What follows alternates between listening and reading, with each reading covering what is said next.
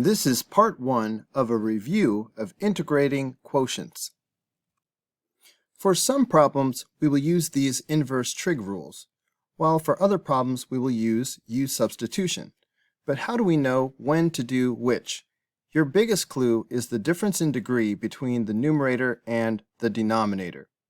If the degree of the denominator wins by 2 or more, you will probably be using inverse trig rules.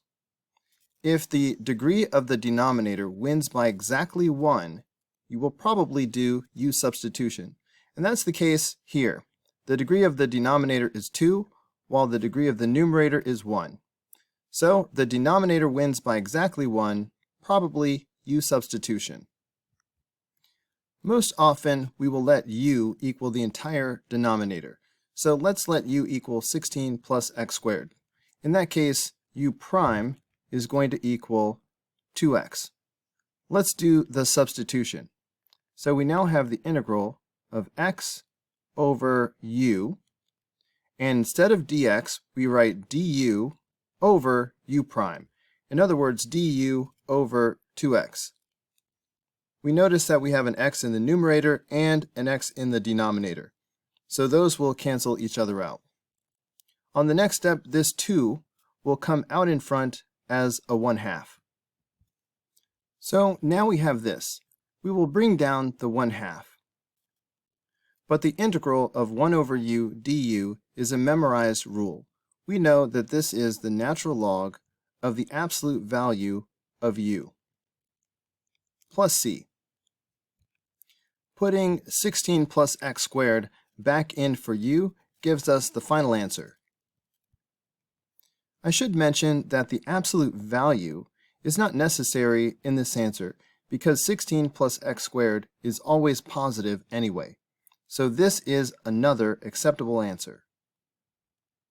On problem number 2, notice that the degree of the denominator wins by 2. So this will probably be an inverse trig problem.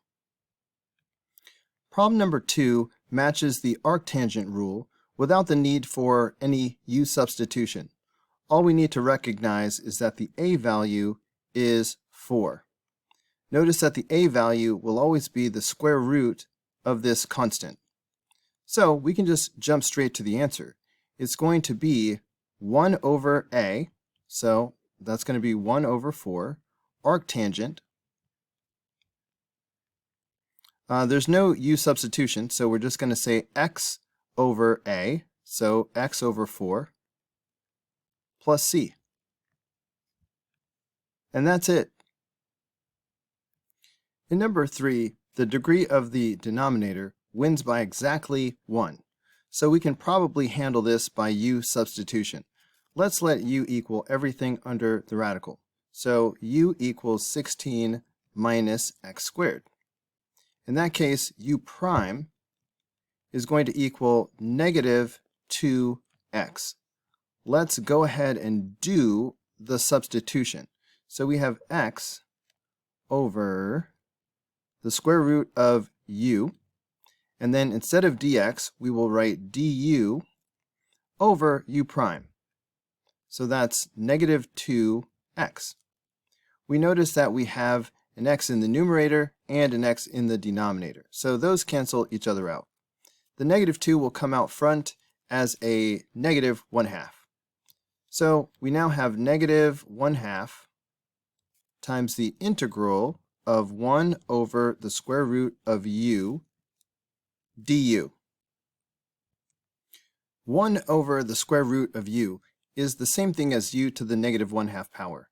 So I'm writing it this way to make it easier to integrate. Using the power rule of integration, we will increase this exponent by 1, which brings it to a positive 1/2. Next, we divide by the new exponent, but dividing by 1/2 is the same thing as multiplying by 2. So I'm going to have a 2 in the front. I still have this negative 1/2 in the very front that I need to bring down. So I have negative 1/2 times this, plus c. Don't forget your constant of integration. These 2's will cancel each other out, so we just have negative u to the 1/2 power. But let's go ahead and put 16 minus x squared back in. So we have 16 minus x squared. And I could put this to the 1/2 power like this, but we all know that the 1/2 power is the same as square root, so I think I would just prefer to write it that way. It really doesn't matter.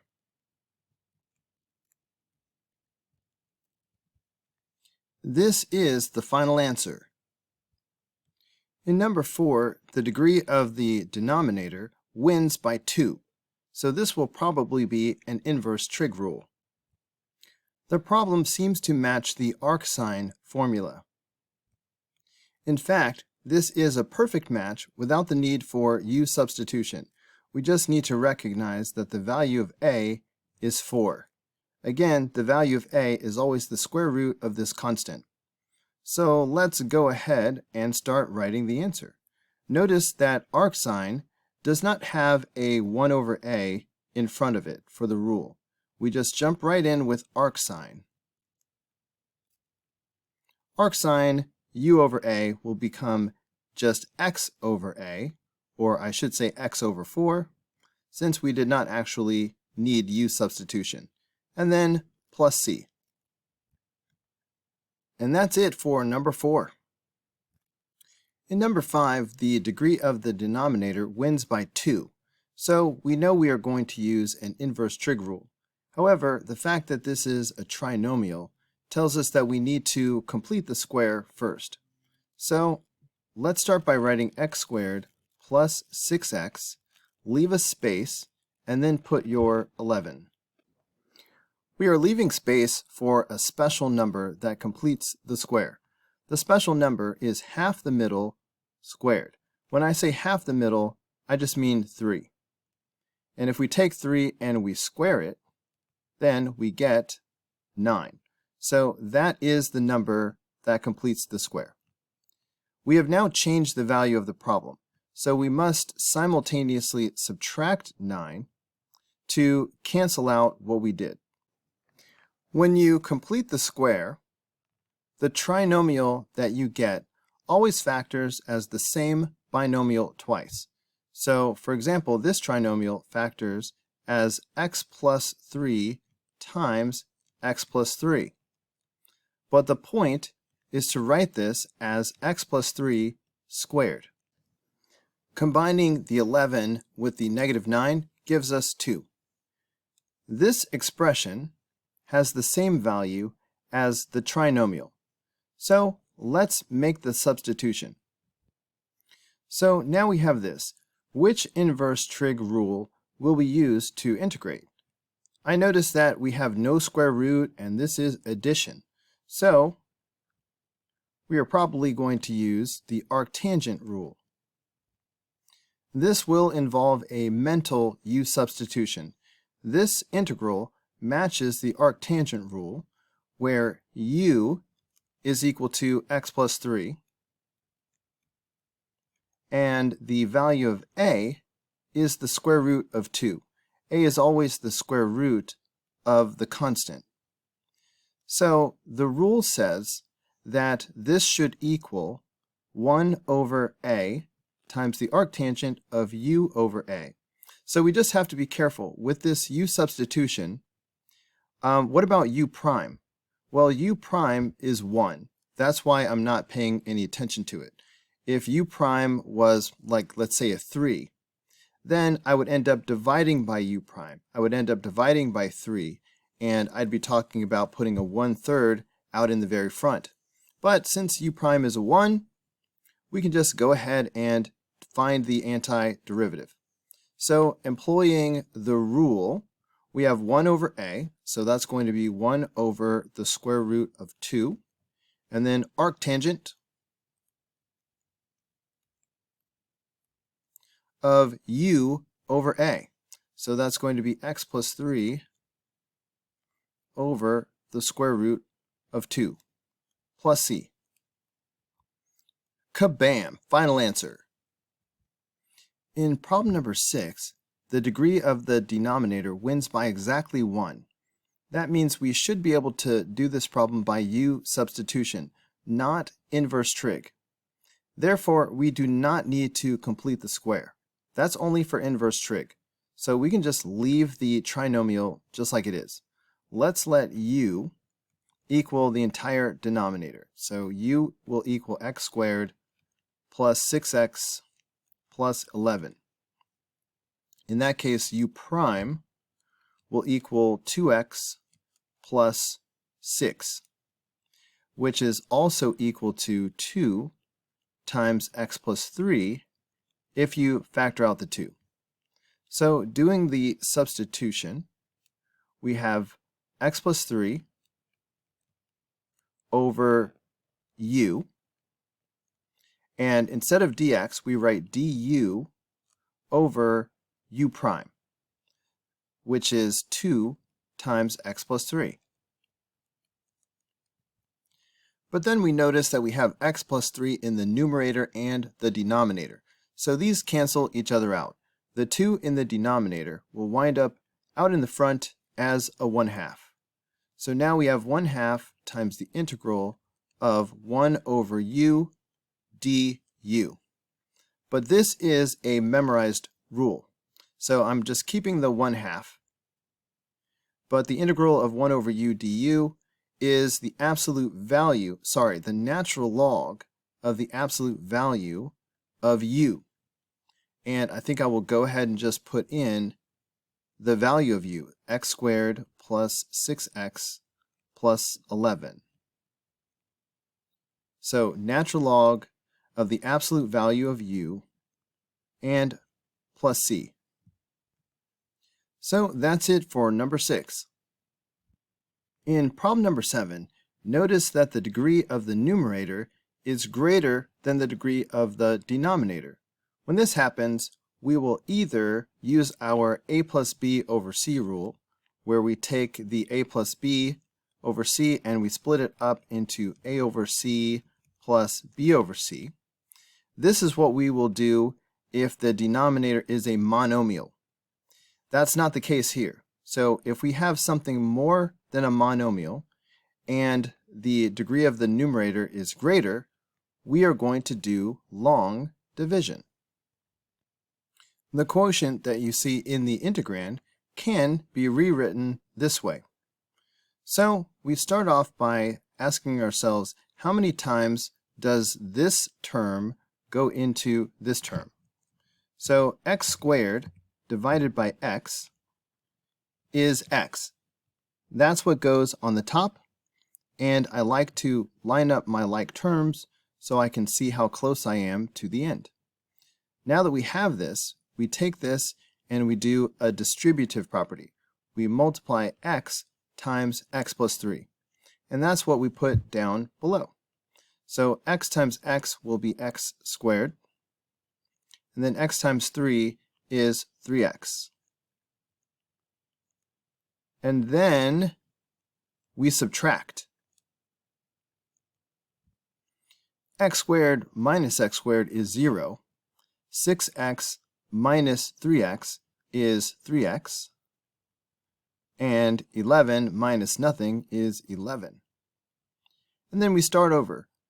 What is 3x divided by x? Well, that'll just be 3. So we put a 3 here, and we turn around and do the distributive property, 3 times x plus 3. Well, that is going to be 3x plus 9. But then we subtract. 3x minus 3x is 0. 11 minus 9 is 2. We already have the constant, which means that this is the remainder. And we put a plus, and we take the remainder and we put it over the divisor. So we will put plus 2 over x plus 3.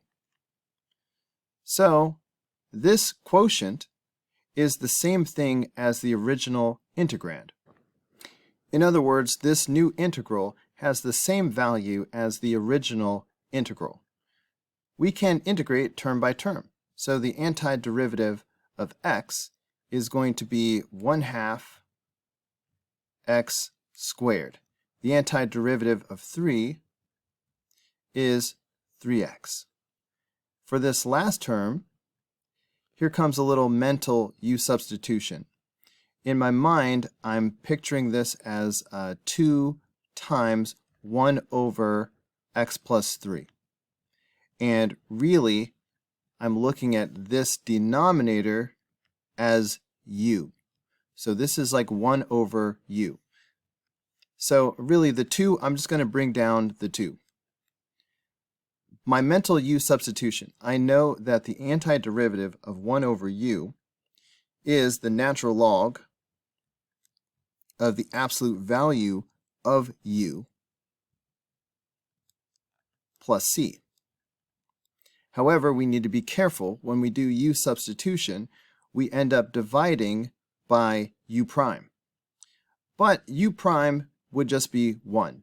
So that changes nothing, which means this is actually the answer. So that's it for number 7. On number 8, I noticed that we have a monomial in the denominator.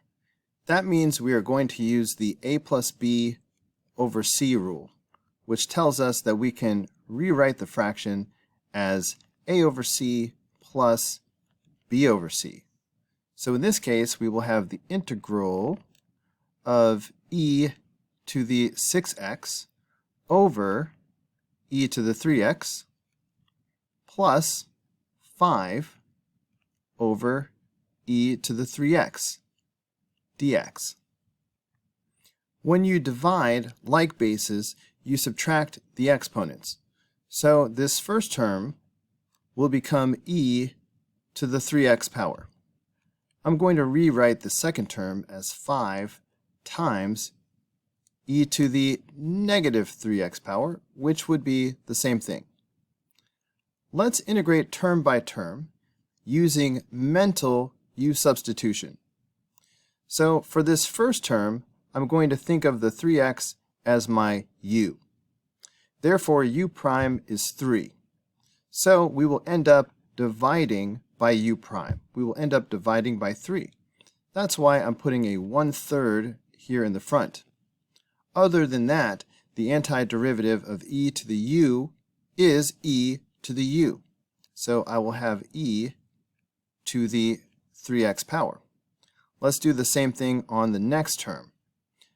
First of all, I just bring down the 5. So I'm taking the antiderivative of e to the negative 3x. For this term, my u in the mental u substitution is negative 3x. So it really helps to do this mentally because we have 2 different u's from one term to the next. So it would be a little bit awkward to try to write down the u substitution. So let's use this mental u substitution to our advantage. Anyway, if u is negative 3x, that means u prime will be negative 3. So we will end up dividing by negative 3. So I'm going to put the negative sign here, and here I'm dividing by 3.